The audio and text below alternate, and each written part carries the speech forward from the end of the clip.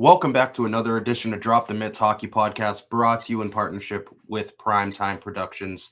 Today, we're joined by Quinnipiac forward, national champion Sam Lipkin. Sam, how you doing, man? Great to have you here. Yeah, I'm doing well. Thank you so much for having me. Yeah, man. Honestly, you guys are having an unbelievable season. I mean, it's so fun to watch you guys play. The chemistry you guys have. Off to another great start. 16-3-1 in the ECAC.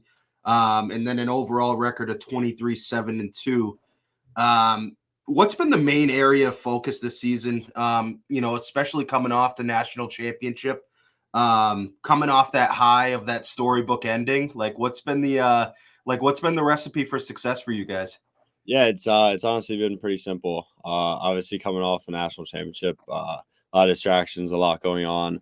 But yeah, no, for us it was kind of just let's get back to basics. We have a great culture at Quinnipiac, and obviously that was a really big moment for the school and program. But I think we've done a good job kind of turning the page pretty quick. Yeah. Then obviously being able just to um, evolve with the new guys and. Yeah, our team's been really good this year, so just kind of stick to what we do best. So, Man, I want to get into that game because honestly, that probably could have been the game of the year last year in any hockey game. I mean, unbelievable. It was constant back and forth, went right down to the wire. You guys were a wagon. Minnesota was a wagon. Um, you know, Jack Quillen scores that game-winning goal in OT. Take us through that moment of what you remember. Jumping out on the ice, going with the boys, and that celebration after. I can't imagine how wild that was. yeah, Minnesota was a great team. Credit to them. They had a great season last year. Great team again this year. Yeah, it was a battle of probably the two best teams all year, I thought. Yeah. Then that kind of all game, kind of just back and forth action. 2-2 overtime, national championship. I mean, it can't get much better than that. Right, dude. Yeah, then going to the play, obviously, that was a kind of set play for me. Kind of just had a lot of space, a little bit more than in games prior, chances prior to that. Yeah, then to be honest, kind of blacked out on the pass, Yeah. and the whole celebration. But yeah, no, it was a great time, and just being able to do it for the school and in a fashion like that. 10 seconds, pretty good. So. How crazy are the fans at Quinnipiac, man? Are they big hockey fans? Like, how crazy was it being able to bring that natty back to the school and celebrate with all the other students and, faculty and whatnot? Yeah, Quinnipiac's a big hockey school. It's kind of the big thing on campus. Be able to bring home that trophy. It was a special day. They had a whole ceremony kind of planned out for us. Yeah, the rink was honestly packed when we brought the trophy in. Dude, yeah. Yeah, great atmosphere. We sell out pretty much every home game. So yeah, no, is really big for the Quinnipiac fans. Yeah, dude. And honestly, I think Jack Hughes kind of stole the celebration from Jack Quillen, right? Like throwing the stick in the crowd. Like probably the best celly of last year. Like how cool was it? Obviously, that video kind of went viral. He Yep. was able to get that stick back, man. Like how cool was that for him? How excited was he to get that back? Yeah, Quill was waiting for a while. The person Yeah. kind of was going back and forth with um, a person within our organization trying to get a hold of it. But yeah, to be able to get something so big like that. Yeah, dude. Yeah, I honestly don't think he meant to actually send into the crowd. I think it was just pure excitement. But yeah, Yeah. that Sally was unbelievable. That It's pulling so it sick. with Solani, that's Dude. kind of what you dream about when you're a little kid. Yeah, dude. Unreal. And you guys are coached by, a guy who's viewed as one of the top coaches in college hockey. He's been doing this for so long. Rand Pecknold. Um, Again, what makes Coach Pecknold so special to play for? And what would you say in your eyes is the best part about playing for him? Yeah, I think there's a lot of good things. I've had a great experience with Coach Rand over these past year and a half.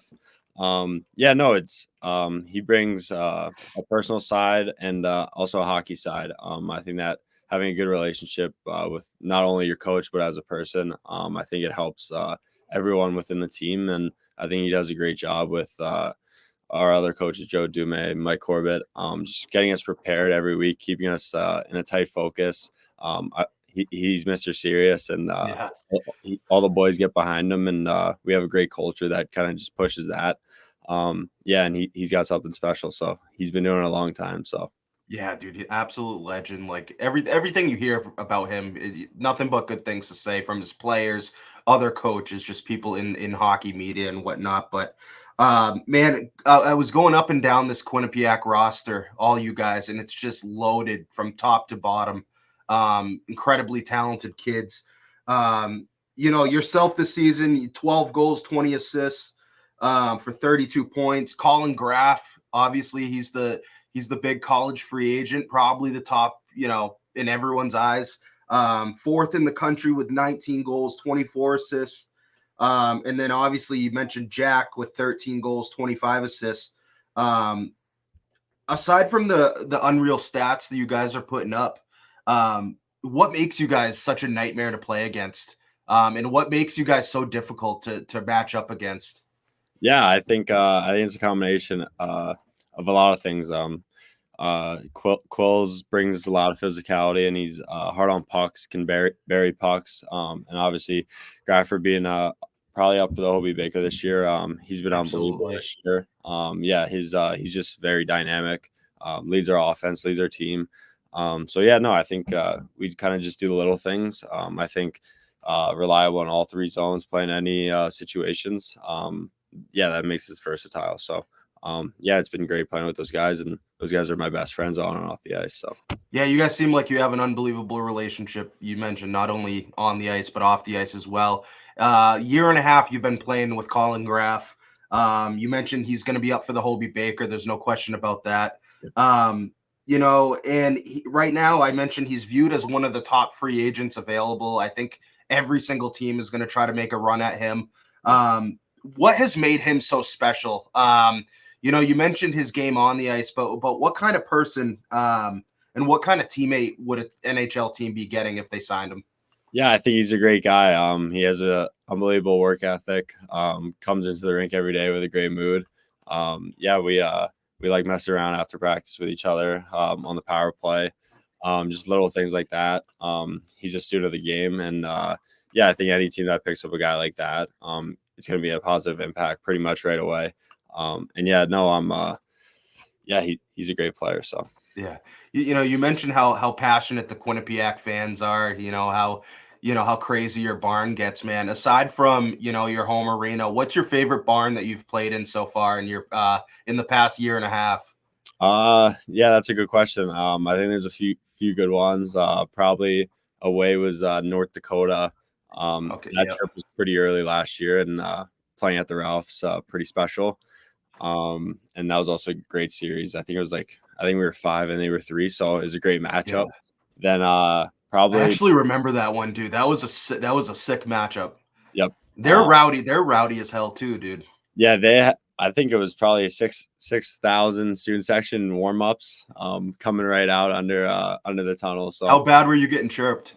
yeah, it was brutal. They're ruthless, and they love their team, and they have a great Yeah. support system. Yeah, it's pretty much an NHL size rink. So Yeah.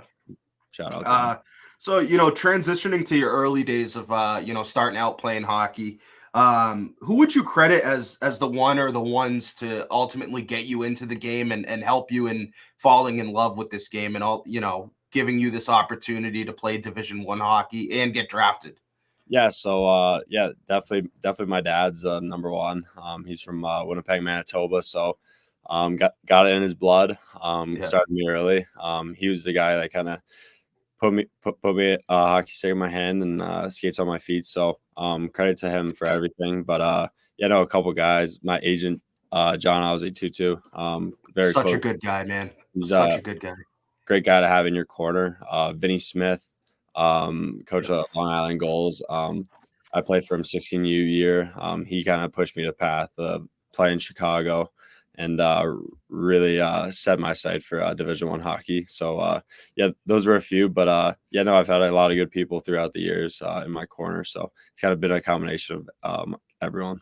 That makes it all that all the better, man. Having tons of people in your corner helping you out. Man, I had no idea. I was looking at Elite Prospects, man, and saw that you were from Philly, which is so sick, man. Like Flyers are up and coming right now. Did you grow up a Flyers fan?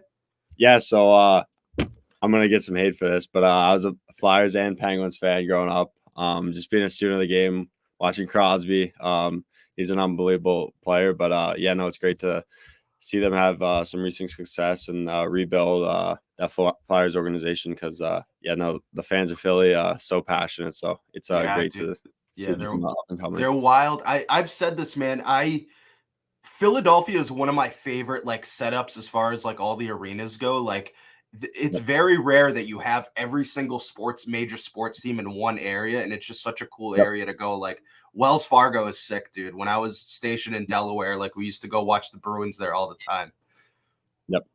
Yeah, Such a yeah. South Philly special. I work out probably 10 minutes away from there, so I pass it every time. So yeah, it's really cool. You mentioned loving the Penguins and the Flyers. Growing up, who was your favorite player? And then kind of as far as now, as far as any player in the NHL, who's a guy that you kind of emulate your game after, see a little bit of yourself in? Yeah, so probably growing up, number one guy is probably a little bit of Sidney Crosby. Just the way he thinks, little things. 200-foot player. Just a guy that seamlessly does nothing wrong. Yeah. Winner.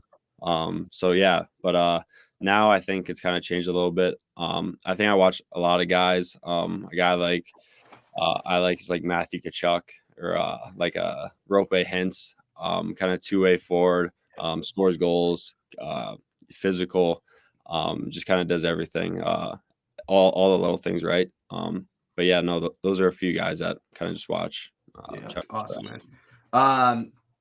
As you were coming up, man, when did you realize that you had a legitimate shot at playing Division 1 hockey? I mean, you're at one of the top college hockey programs in the country, right? And Mhm. was there a certain point that you were playing at such a high level that you're like, holy shit, like I have a legitimate chance at making this a profession? Yeah, I think it was my 16th year, North Jersey Avalanche. I was able to get drafted by the Chicago Steel, play some affiliate games. They were unbelievable that year. Bunch of guys like uh, Jordan Brisson, Power, Yeah, Coronado, Sam Miskevich. That that was team a was that was a loaded team, dude. yeah. So be able to go up, skate with them, that kind of just proved to me that I belonged and I could have a future in that. Then obviously playing my first year in Chicago, I felt good. So. How pivotal was that, playing for Chicago, going against those guys? You mentioned Owen Power on defense, right? Like you're going against him every day in practice. These other guys that you mentioned, how pivotal was, those matchups day in and day out, and how crucial were they for, your development? Yeah, I think my first year in Chicago was big. We were really good. It was tough to get in the lineup, but the practices were unbelievable. Kind of became almost harder than the games. Just competing this such a high skill level, Yeah, and just being around those types of guys kind of push you even more. And we had a great environment. We had a great setup with a great training staff. So with a combination like that, it's almost hard not to get better. yeah, 100%, man. And your last season with the Chicago Steel, you wore the C, which is an incredible honor. I mean, for any team, right? And during your 21-22 season, you had an unreal year, 36 goals, 35 apples, 71 points in 59 games. Um, man, like what was how big of an honor was it to wear that C, and be the captain of that team? And what would you say is what was the biggest factor for your success that season? Yeah, obviously we're in a C for Chicago. Was a dream of mine. Once I kind of got in the organization, kind of fell in love with the team. Kind of had big shoes to fill, and that's always exciting. Yeah, And playing for such a good team that's won so many games. I think two Clark Cups, yeah, lots of Eastern Conference championships. Yeah, so it was great for me, and it was great for my development. And yeah, going into that second year, kind of just having high expectations and working hard and getting better kind of just led to the success. And we had a great team and had a lot of great line mates that helped with that too. Yeah, you also get the opportunity in the year after that, 22-23, to play in the U20 World Juniors. Talk to us about what that experience was like. You know, obviously playing with the best of the best of your age group, the Americans. Like, what, and then obviously as far as competition goes, playing against other countries' best players. What was that experience like for you, dude? Yeah, that was probably one of the best moments of my life. That was my first time being able to represent USA on international stage. Yeah, that was something you kind of watch growing up. World Juniors, Christmas time. Dude, Um, 100%. so yeah, no, it was great. Then being able to compete against those other fellow Americans, but also you were playing against Connor Bedard, Leo Carlson, Adam Fantilli. Great competition, and it was just honestly so much fun, and is a experience I'll never forget. What, dude, talk about playing against those guys. Like, what was it like seeing those guys do what they do? You got, obviously at Fantilli was, at Michigan. But you mentioned Bedard, Leo Carlson's playing in the show right now. Like, what was it like seeing those guys out there doing their thing? Yeah, it's great. Obviously, you want to be against the best, see the Yeah. best.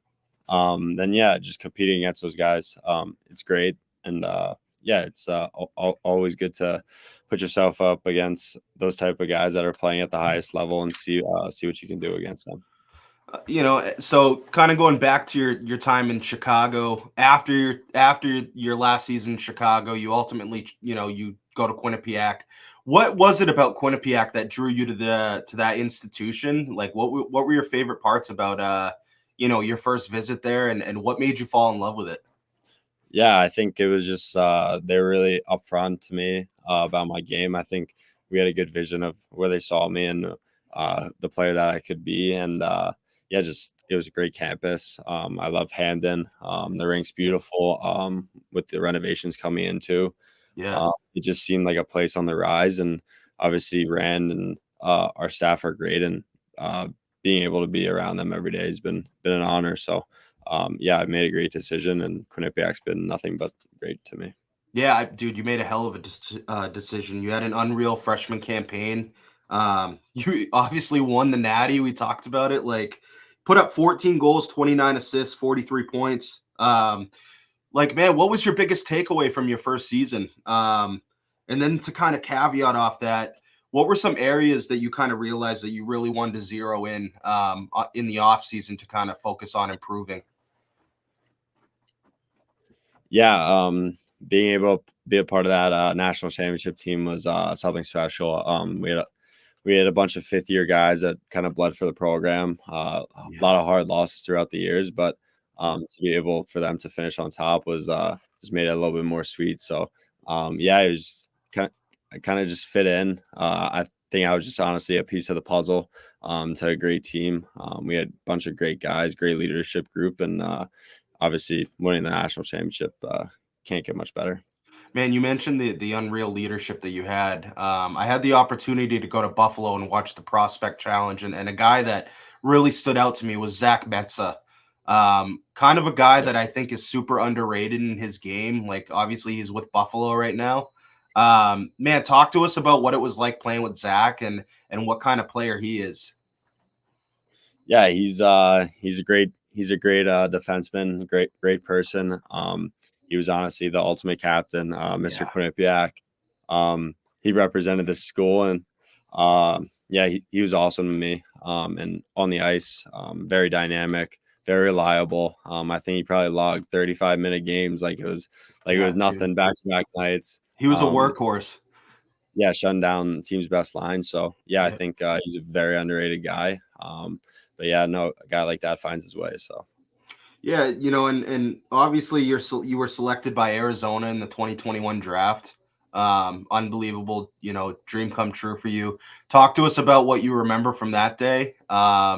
When you got the call, like what was going on and what was that moment like for you and your family? yeah, we were all watching. I had a few close buddies came over just to watch. Obviously getting a little late. Kind of got a little bit nervous, but Yeah, obviously once that call came, the whole house kind of went nuts, Yeah. going crazy. Just a lot of close friends, people of mine reaching out.